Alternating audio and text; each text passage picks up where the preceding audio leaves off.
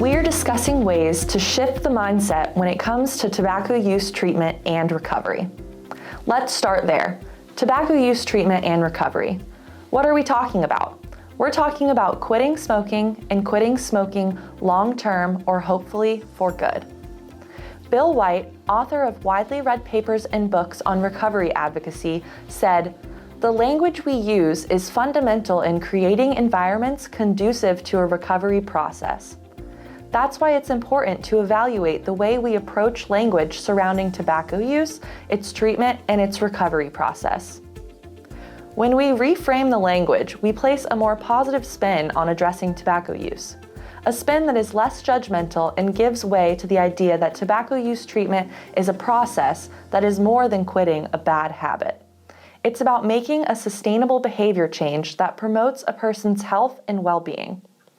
Here are a few terms we challenge you to start thinking about using. Rather than smoking, use tobacco use disorder. Tobacco use disorder is a diagnostic statistical manual recognized disorder and is the most common substance use disorder in the United States. Rather than smoker, use person with a tobacco use disorder. A person shouldn't be defined by their addiction. When we entangle a person with their addiction, we give the addiction an identity that isn't separated from the person who suffers from it. Instead of quit date, think about using the term recovery start date. While in the case of tobacco use, quitting is a positive thing. Overall, the word quit has a negative connotation, whereas the word recovery gives a sense of hope and success. Instead of habit, use chronic disorder. Identify long-term use of tobacco as what it is, a chronic disorder. Instead of cessation, use tobacco treatment or recovery.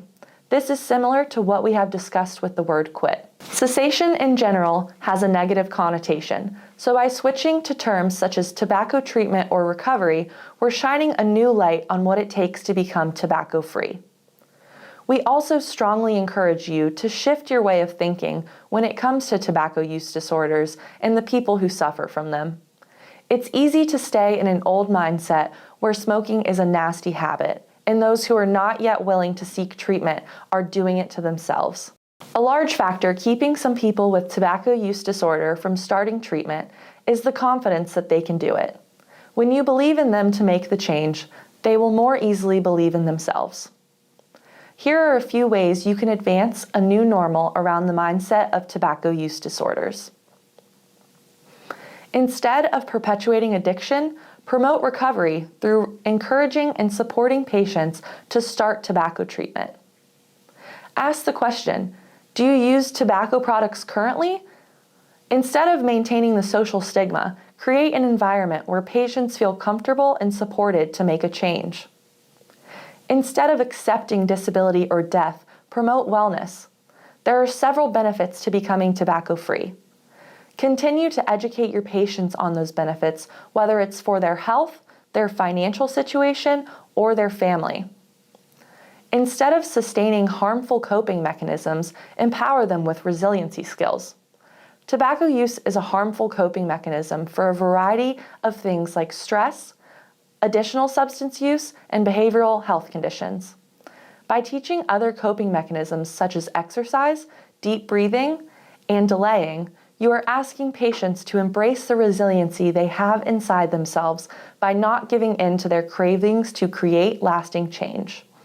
As a healthcare provider, patients trust you with their health and well-being. Tobacco recovery is safe, achievable, contributes to longer sobriety, reduces social stigma, and enhances the health and quality of life for those in recovery.